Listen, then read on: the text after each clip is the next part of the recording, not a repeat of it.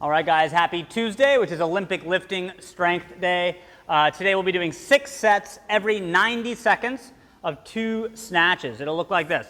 So the prescribed setup will be a high hang snatch to start. So high hang means you are not going to bring the bar past the upper thigh. You're going to keep it nice and high to initiate the movement. Okay, so chest is tall, feet are under the hips. You do a high hang snatch. Stand up. You can drop the bar from here if you want. And the next one's going to be a snatch from the ground. All right, so now you reset from the ground. Chest is up. Okay. Always when we do snatch, or particularly squat snatch day, if that's challenging for your shoulders, you don't have that good mobility, you can do power snatch. So you can do a high hang power snatch. Okay. Reset it back to the ground, followed by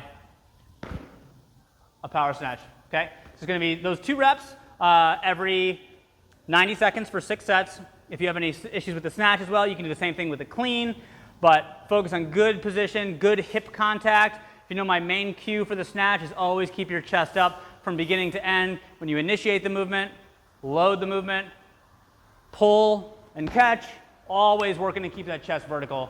Is a great self-coaching cue. So that is our strength for today. Let's talk about conditioning. All right, guys, we have a 12-minute Amrap for you today, 4 different movements. It's going to start off with 8 hang power snatch, going into 12 toes to bar, 16 push press with that same weight that you're using for the snatches, and then 24 double unders to finish off. So classic CrossFit movements here. Starting off with the hang power snatch. You just did some snatching in the strength, so this will be much lighter, working on what we call barbell cycling. So ideally, we're going to have a weight that's light enough. We start setting up, we jump it to that power position, and we can bring it back down and go right away. It's light enough that we could, if we wanted to, do 8 in a row, okay? So scale the weight down if you need. If you have any issues with the snatch or in a conditioning environment, you can do hang cleans, okay, a little bit easier on the shoulders. Okay, so from there, you're gonna go to 12 toes to bar. So toes to bar, we're saying be safe on the shoulders and the hands, okay? Ideally, we can get this full range of motion, but a lot of people will scale down the range of motion. So if you can't get all the way up, most common is just a high knee raise. I tell people, pull the knees as high as you can, not just past parallel, but really work on that compression. It's not just lifting the knees, but you'll feel like that crunch part of the movement, just getting your core really strong. If you have any issues with your grip or your shoulders don't feel good, find a bar you can put your feet on the ground and do something like this where you lift. So every rep, you get a little support by standing on the ground, or you can just do tuck-ups or V-ups on the ground, right? Something like that, just to get core work and save your hands and shoulders. Okay, so after 12 toes to bar, you're gonna go to 16 push press. So again, that idea of barbell cycling, of repetitive movements, focusing on the chest is tall, you dip down and drive, but you can catch it and go one after the other. Okay, so that again, choose a snatch or a weight that you can use the same weight for both the snatch and the push press here.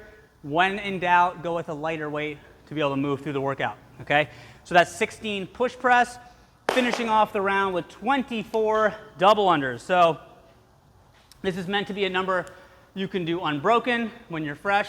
So if 24 is hard, do less reps. Maybe do 15 or 12, something like that. But really always focus on that nice tall chest.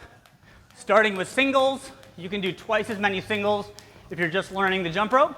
Okay, as you get better, you're gonna put some singles in between the doubles before getting to repetitive double under jump ropes, okay? So that's our workout today, guys. And let's talk about our little stretching cool down finisher. All right, guys, 2 stretches, soft tissue work for a cool down. The first one's called a sleeper stretch. So the way this is an internal rotation of the shoulder. So this is considered internal rotation. All right, this is important for what we just did in snatching when we pull really high. And a lot of people are tight there. So the way that you set this up is you lay on your side and you try to get your shoulder blade to the ground, right? You're gonna come in here and you're gonna take the other hand and then push this towards the ground. Okay, trying to keep your shoulder down. Okay, so we're gonna spend 2 minutes. Kind of come in and out.